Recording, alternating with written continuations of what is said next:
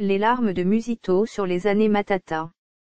Dans sa 25e tribune, le Premier ministre honoraire regrette que le pays ait fermé ses portes au FMI et à la Banque mondiale pendant la période 2012-2016. S'il est physiquement confiné dans la capitale belge, Adolphe Musito ne l'est pas du tout intellectuellement. À preuve, ces tribunes à forte valeur d'offre politique que le leader de Nouvel Élan publie depuis Bruxelles. Dans la dernière en date, le Premier ministre honoraire jette un coup d'œil dans le rétroviseur pour regretter l'inertie économico-financière et donc forcément sociale qui a caractérisé la période 2012-2016. Avec force chiffres, l'économiste Musito déplore que les gestionnaires qui ont pris le relais après les années de la remontada budgétaire, 2006-2011, n'aient pu fructifier le capital trouvé. Ils n'ont pas créé les conditions pour se rabibocher avec les institutions de Bretton Woods. Résultat, le pays a vu son budget stagner. Enfilant la blouse de médecin gynécologue, Dr Musito diagnostique la ménopause économique. 25e tribune d'Adolphe Musito. La ménopause économique imposée à la RDC. L'annulation d'une importante partie de la dette publique congolaise aurait dû permettre à la République démocratique du Congo de stimuler sa production par un nouvel endettement, afin de créer des richesses pour sa population. C'est tout le contraire qui s'est produit.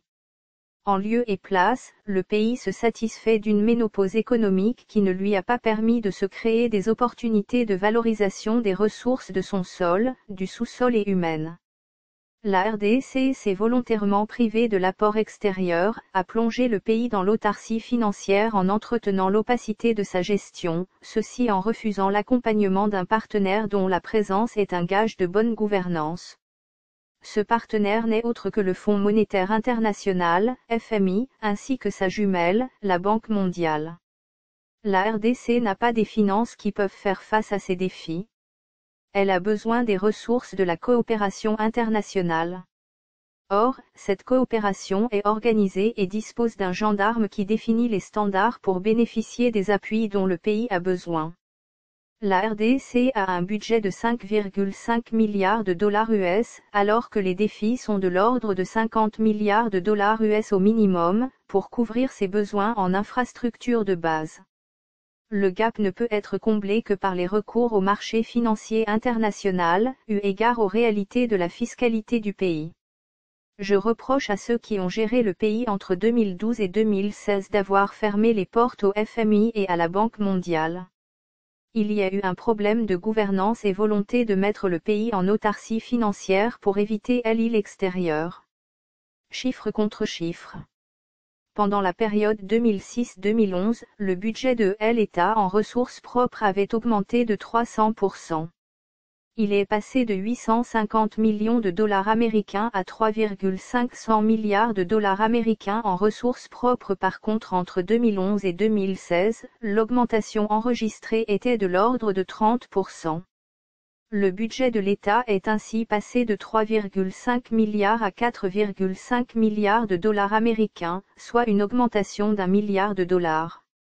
On aurait pu au moins doubler le budget du pays de 3,700 à 7 milliards de dollars US avec le boom minier enregistré dans la période.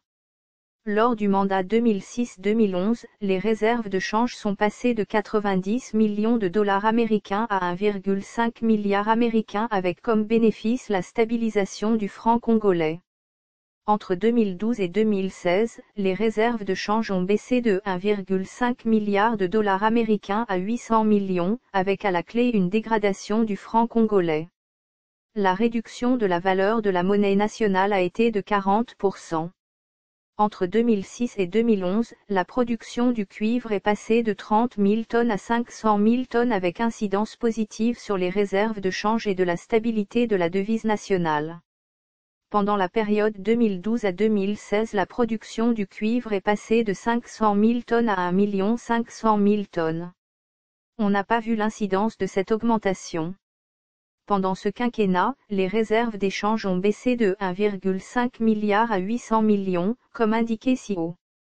Conséquence sociale, les salaires des administrations ont connu une baisse de 40%, alors qu'ils étaient augmentés pendant le précédent mandat.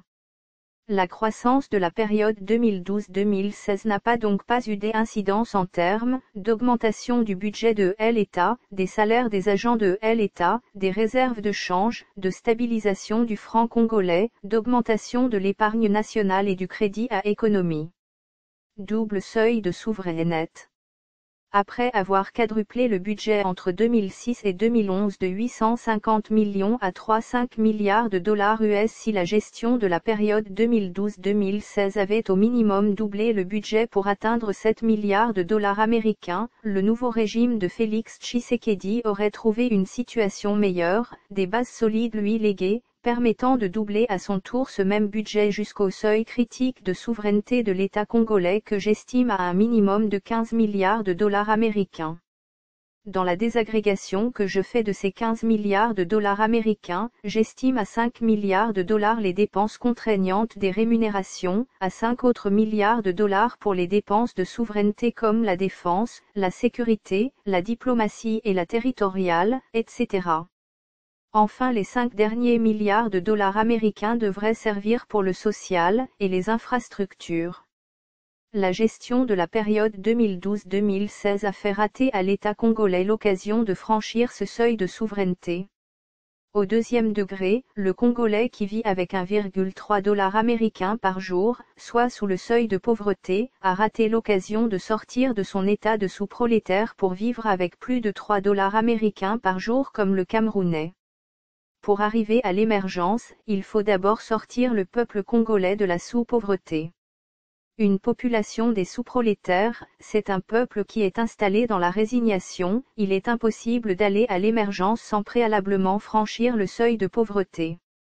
L'opacité et l'indiscipline ont caractérisé la gestion de 8 dernières années. La période 2012-2016 a vu le gouvernement abuser de la production minière qui avait triplé. Il a refusé l'assistance du FMI, qui est un coach et un accompagnateur qui sert donc de gage et de garantie de bonne gouvernance pour tout investisseur privé. Ils ont épongé une partie des réserves de change pour faire face au choc exogène de 2015, alors que s'ils étaient en programme avec le FMI, ils auraient pu épargner les dites réserves en obtenant son appui à la balance des paiements. La RDC, qui a besoin de l'assistance de la coopération internationale, ne peut pas se gêner d'avoir une gestion sous surveillance, avec un coaching qui, au bout, sera sanctionné en termes d'appui budgétaire et de soutien à la balance des paiements. Proposition de solution. Toute proposition dans ce cadre passe soit par une révolution, soit par des réformes structurelles. En travaillant avec le FMI, il est loisible de respecter les standards afin de bénéficier de la coopération internationale et des investissements privés. La Grèce et l'Espagne, des pays occidentaux, ont sollicité le FMI et la Banque mondiale pour sortir de leurs impasses financières.